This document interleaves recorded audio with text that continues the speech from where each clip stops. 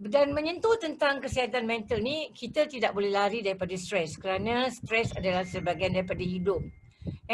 Jadi stres merupakan satu tindak balas emosi, fizikal dan mental akibat perubahan dalam sesuatu keadaan yang berlaku dalam hidup kita. Jadi kadang-kadang stres ni boleh membebankan kita, menaikkan rasa darah kita macam naik serta-merta.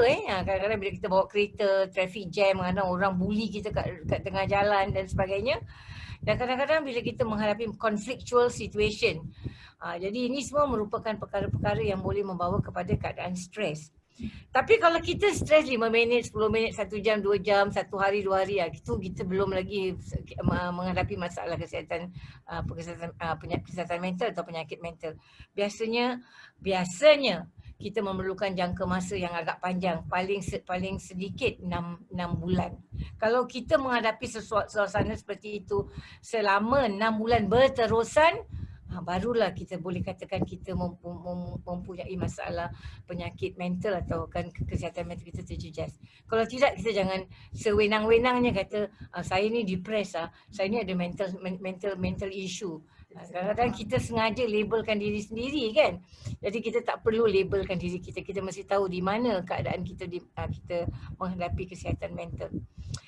Jadi biasanya kalau stres jangka pendek berlaku secara spontan, tubuh kita kadang-kadang macam kita rasa tak sedap badan, perut kita rasa tak tuhara, berpeluh-peluh. Itu biasa, itu psychosomatic symptom. Kat sekolah pun ada kadang-kadang budak-budak bila diorang dibikin salah, kita panggil anak-anak pergi bilik principal office. Budak-budak ni dah seram sejuk, menggigil-gigil. Kita pun bukan kata budak-budak aja. Orang tua macam kita pun kadang-kadang menghadapi masalah yang sama.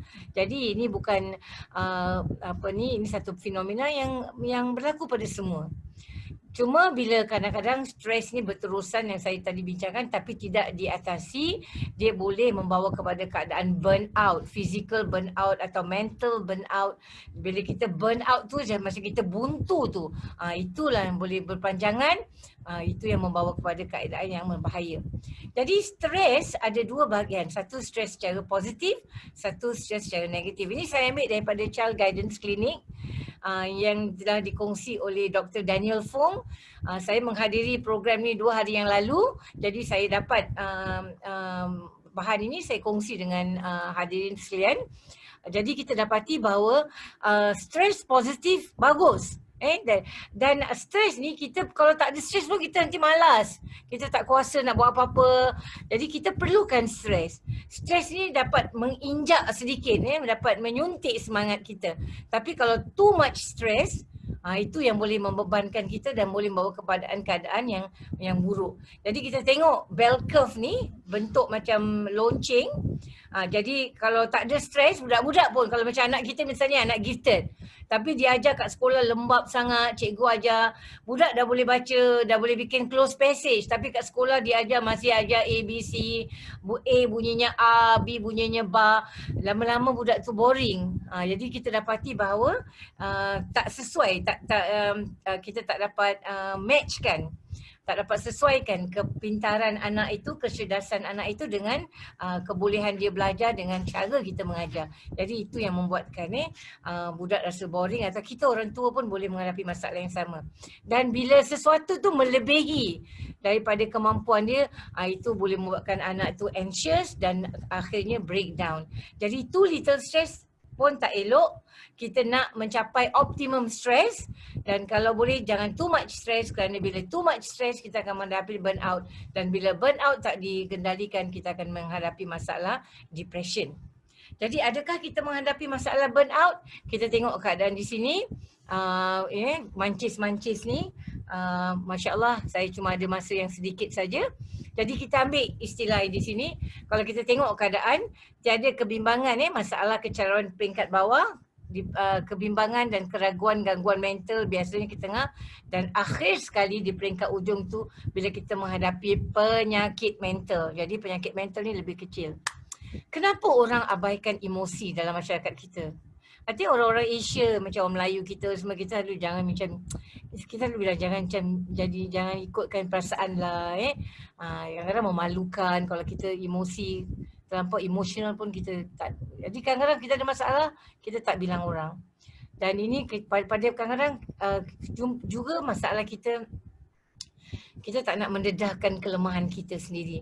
Ada istilah yang mengatakan kita tak harus buka pekung kita, pekung kat dada tu tak harus buka tunjukkan orang. Kita kalau boleh tutup pekung kita. Jadi ini lagi isu muka, istilah air muka kita, air muka ni penting. Jadi orang-orang Asia termasuklah apa bangsa sekalipun, kita jarang macam orang Inggeris, mereka tak kisah kalau mereka ada masalah, mereka just go and get help. Jadi kesihatan mental ni berkait rapat dengan kesihatan fizikal yang tadi saya dah bincangkan tadi. Jadi kita harus menghadapi masalah. Apakah punca-puncanya? Ada beberapa faktor. Ada orang bilang faktor baka, tapi faktor baka bukanlah faktor yang utama. Yang penting ialah faktor sosial dan faktor sekitaran. Kerana keadaan sekitar boleh menjejas kebahagiaan kita, keharmonian hidup kita. Dan of course cara kita, personality kita juga memainkan peranan penting. Faktor budaya, budaya sangat penting kerana kalau kita tengok budaya di Singapura macam mana, kalau kita biasa pergi ke negeri tempat-tempat lain, budaya hidup macam mana.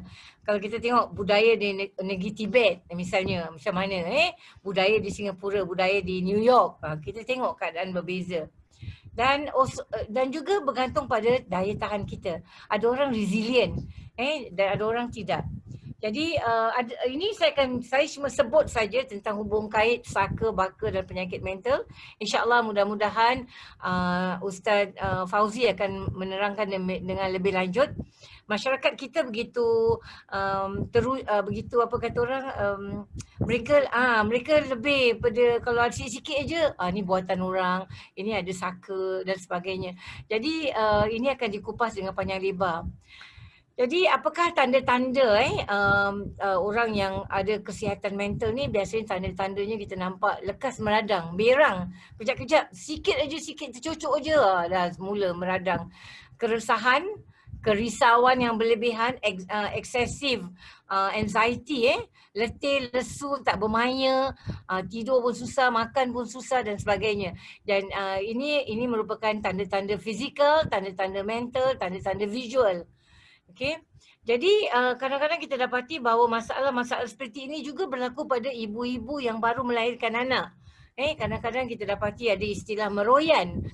Jadi maknanya kalau dalam bahasa Inggeris mereka gunakan perinatal or postpartum mood, ataupun yang kita pernah dengar baby blues, postnatal baby blues dan postnatal disorder.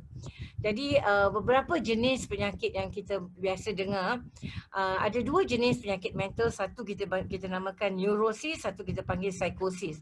Neurosis biasalah, misalnya tak begitu serius, macam, tapi kalau psikosis tu memang bila kita dah dengar suara, kita dah dengar, kita rasa orang nak bunuh kita, kita dah hallucination, kita dah nampak bayangan-bayangan dan sebagainya, itu dah kira psikosis.